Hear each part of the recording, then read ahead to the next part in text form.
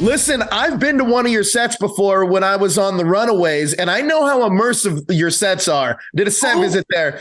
So your sets are phenomenal. Let me just say that right now. And I'm from Hawthorne, California, which is the town right over next to El Segundo, and you did a killer job on Candy Cane Lane.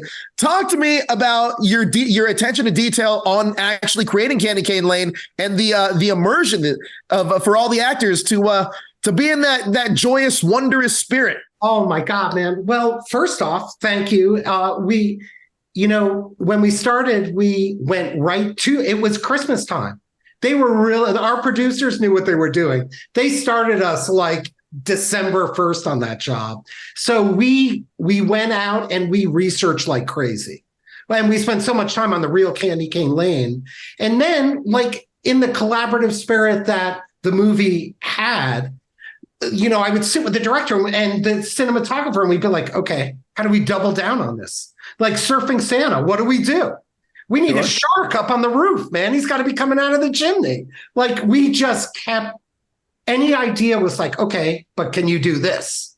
And it was a great collaboration, this movie, where all those things just kept getting to that level. That's incredible. That is absolutely incredible. Now, you do such a great job of bringing this fantastical, magical element of Christmas to the Kringles little pop-up. Can you talk to me about designing and creating the Kringles pop-up?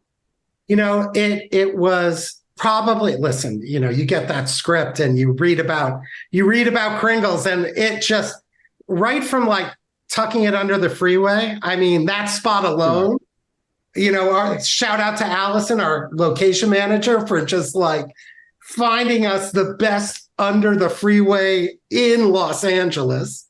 But that gag is kind of a clown in the VW type thing where we were like, oh my God, the original concept stuff was, as I was working on it, it was like bigger and bigger and bigger. And then, there's that moment where you're like, okay, how are we going to pull this off? I got to give a shout out to Amazon. Totally stepped up, put us in the volume stage, let me build for like a month inside their volume and like epoxy the floor with glitter. And, everybody helped make it happen, man. But I would say Kringles was the big, and the zoetrope tree. Right, I can imagine. I mean, your sets, like I said before, when I've walked on your sets, they are absolutely immersive and they're incredible. And you did such a fantastic job on this one.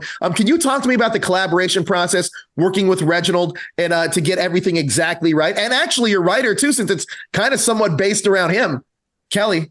I'll tell you what happened was from the day I interviewed on this job, those guys were like, an idea would the zoetrope tree. Like, I interviewed with a photograph of how to do the tree, like some stitch version of the 12 Days of Christmas in the tree. And Reggie was like, I really like that, but could it move?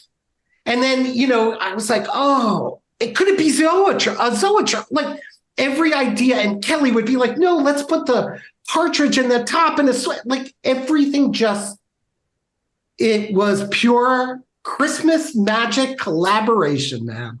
Like, really. And those guys, they couldn't be giving enough and supportive enough. And you couldn't give them enough because of it. That's how that absolutely incredible, Aaron. Well, look, your set design really brings Candy Cane Lane to life in such a magical, fantastical way. Thank you so much for your time. It's an honor to talk to you. Oh, pleasure. Thank you for your kind words.